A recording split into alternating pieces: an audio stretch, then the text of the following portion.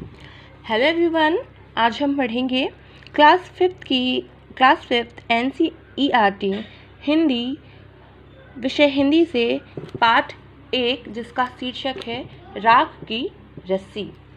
तो बच्चों, आज की हमारा ये जो पाठ है ये बहुत ही ज़्यादा कह सकते हैं आप कि बहुत अच्छी कहानी है।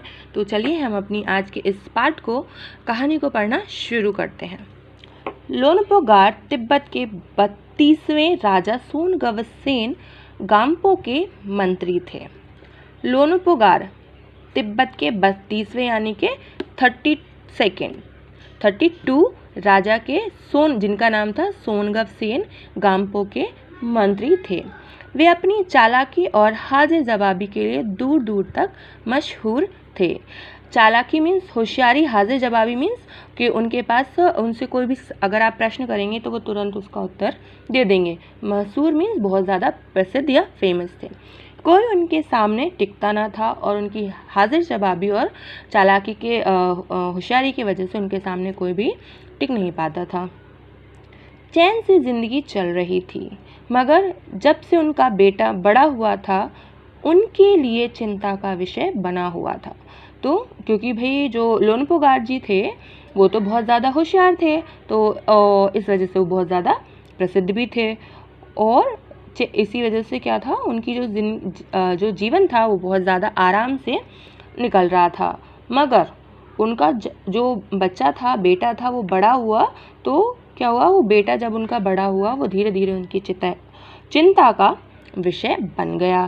कारण यह था कि वह बहुत भोला था। और उनकी चिंता का विषय क्या था बच्चों, कि वो जो लोनपोगार जी का जो बेटा था वो बहुत ज़्यादा भोला मीन्स सीधा था। होशियारी उसे छूकर भी नहीं गई थी।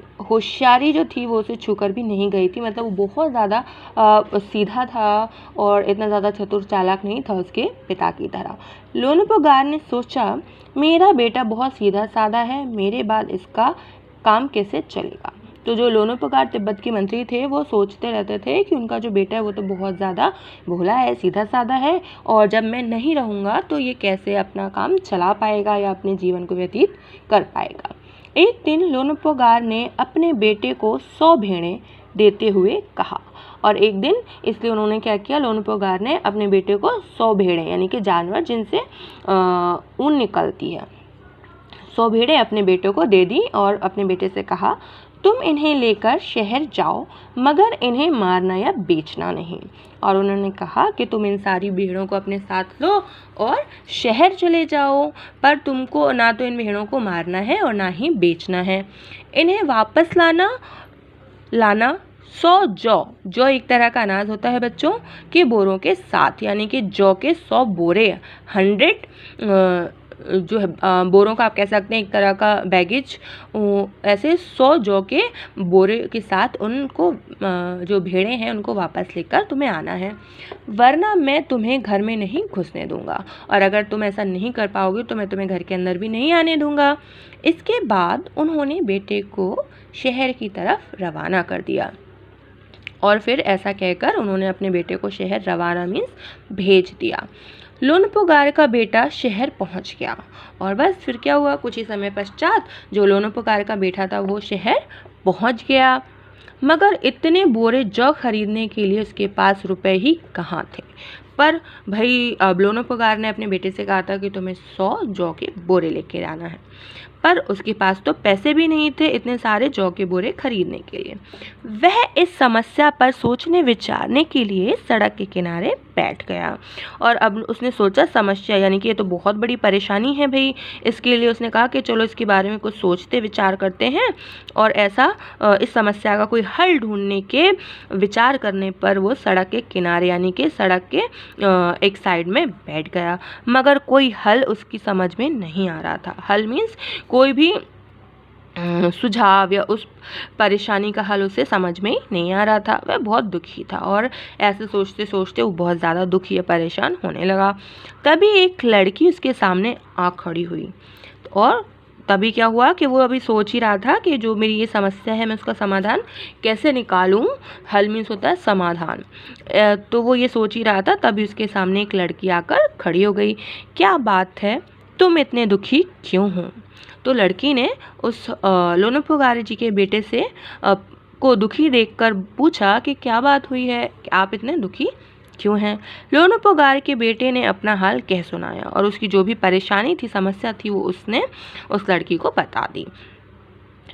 इसमें इतना दुखी होने की कोई बात नहीं है। तब वो लड़की उससे बोली कि अरे बस इतनी सी समस्या है और इसमें परेशान होने की तो कोई भी बात नहीं है, मैं इसका हल निकाल देती हूँ, मैं अभी आपकी समस्या का समाधान कर देती हूँ। इतना कहकर लड़की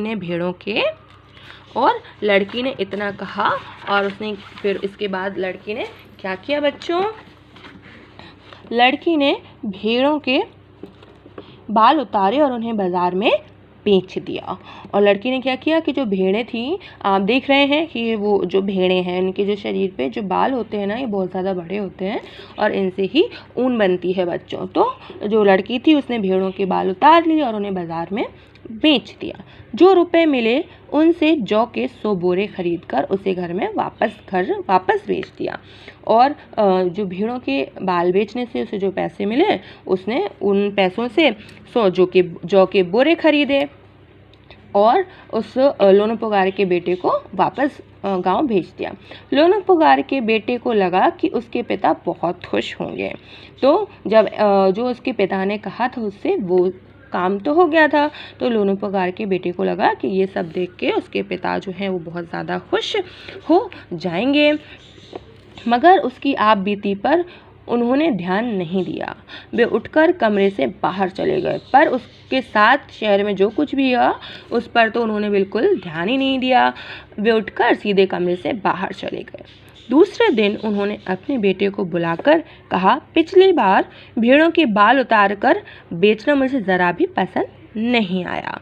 और फिर अभी क्या हुआ, फिर उन्होंने अपने बेटे को बाहर बुलाया और वो उनसे कहने लगे कि पिछली बार जो तुमने भेड़ों के बालों को बेचा था वो मुझे बिल्कुल भी अच्छा नहीं लगा।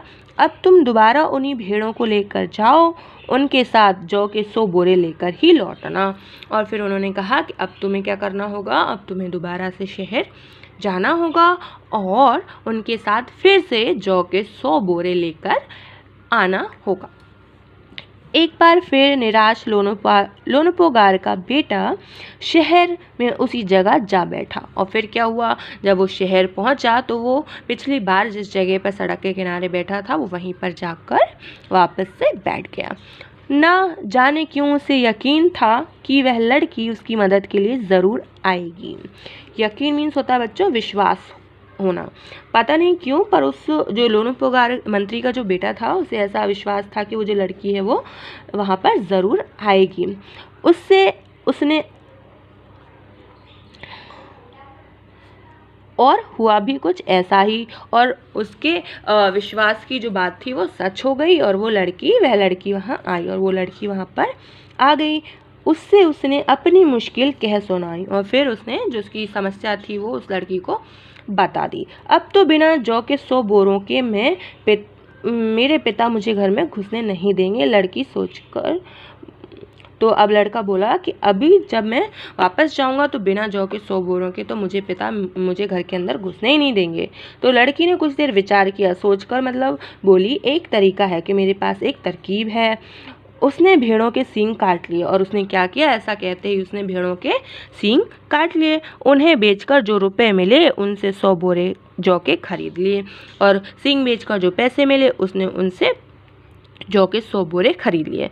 बोरे लोनोपोगारे के बेटे को सौंपकर लड़की ने उसे घर भेज दिया और फिर वापस से उसने वैसे ही किया, उसने लोनोपोगारे के बेटे को वो सारे जौ के बोरे सौंप दिए और उसको घर भेज दिया।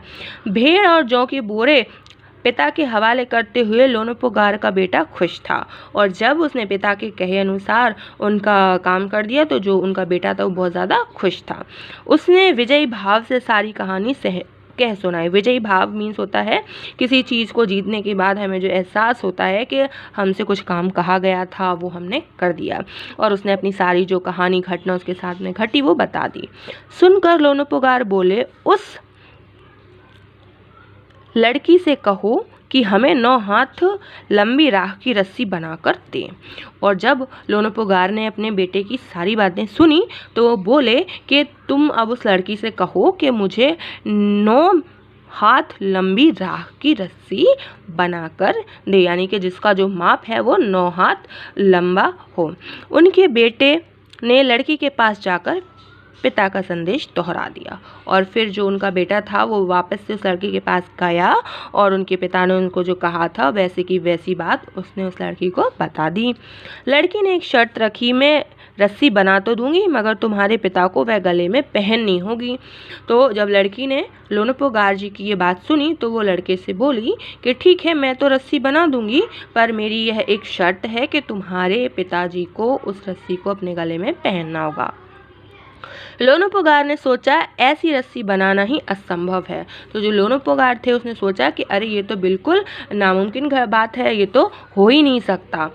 इसीलिए लड़की की शर्त मंजूर कर दी और इसीलिए उन्होंने जो लड़की ने जो शर्त रखी थी वो उन्होंने मान ली। अगले दिन लड़की ने 9 हाथ लंबी रस्सी ली और उसके अगले मीन्स दूसरे दिन उसने क्या किया, 9 हाथ से नापकर एक बहुत लंबी रस्सी ली, उसे पत्थर के सिल पर रखा और पत्थर का सिल एक पत्थर का बहुत बड़ा टुकड़ा जिस पर कि हम मसाला पीसते थे पुराने दिनों में, उस पर रखी और जला दिया। और फिर क्या किया, उसने उस सिल पर पत्थर पर वो रस्सी रखी 9 हाथ लंबी और उसको जला दिया। रस्सी जल गई मगर रस्सी के आकार की राख बच गई। फिर क्या हुआ बच्चों, रस्सी जो थी वो तो जल गई मगर उसका जो आकार था, जिस तरह से उसने रस्सी रखी थी, वो बच गई। इसे वह सिल समेत लोनोपोगार के पास ले गई और उसे पहनने के लिए कहा। और फिर उस लड़की ने क्या किया कि उस जो राख की रस्सी मतलब जो रस्सी की राख बची हुई थी उसने उस सिल को साथ में लेकर वो लोनोपोगार के पास गई और उससे कहा कि अब आप इसको पहनिए भी जैसा कि हमारी शर्त में तय हुआ था। लोनोपोगार रस्सी देखकर चकित रह गए और लोनोपोगार ने जब रस्सी देखी तो वो बहुत ज़्यादा चकित यानी कि अचंभे आश्चर्यजनित हो गए। वे जानते थे कि राख की रस्सी को गले में पहनना तो दूर उठाना भी मुश्किल है, क्योंकि उन्हें पता था, वो ये जानते थे कि जो राख की रस्सी है उसे गले में पहनना तो दूर उठाना भी बहुत ज़्यादा मुश्किल कठिन होगा। हाथ लगाते ही वह टूट जाएगी और अगर उसे थोड़ा सा भी हाथ भी लगाया तो वो टूट जाएगी। लड़की की समझदारी के सामने उनकी अपनी चालाकी धरी की धरी रह गई और जो लोनोपोगार थे उनको ऐसा लगता था कि बहुत ज़्यादा होशियार हैं, समझदार हैं, पर उस लड़की की होशियारी के आगे उनकी सारी की सारी होशियारी चालाकी धरी की धरी वहीं की वहीं रह गई। वो उनसे ज़्यादा समझदार निकली। बिना वक्त गंवाए लोनोपोगार ने अपने बेटे की शादी का प्रस्ताव लड़की के सामने रख दिया और फिर बिना देर किए हुए उन्होंने क्या किया, तुरंत झट से अपने बेटे की शादी का प्रस्ताव लड़की के सामने रख दिया। धूमधाम से उन दोनों की शादी हो गई और फिर बच्चों इसके बाद क्या हुआ, धूमधाम से उनकी शादी हो गई। तो बच्चों राख की रस्सी कैसा लगा आपको आज का पाठ, ये हमें ज़रूर बताइएगा। धन्यवाद।